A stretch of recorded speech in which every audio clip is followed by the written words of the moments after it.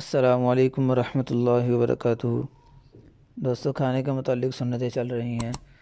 ان میں سے 98 نمبر پر کھانا کھاتے ہوئے کھانے کی چیز یا لقمہ نیچے گر جائے تو اس کو اٹھا کر صاف کر کے کھا لینا اور شیطان کے لیے اس کو نہ چھوڑنا، یہ بھی نبی کریم صلی اللہ علیہ وسلم کی سنت ہے۔ نمبر 99 پہ کھانے کے درمیان کوئی آ جائے تو اسے صلح لے لینا، یعنی اگر کوئی کھانا کھاتے وقت کوئی شخص کوئی دوست آپ کا آ جائے تو اسے بٹھا لینا، ساتھ شریک کر لینا، یہ بھی نبی کریم صلی اللہ علیہ وسلم کی سنت ہے۔ نمبر 100 پہ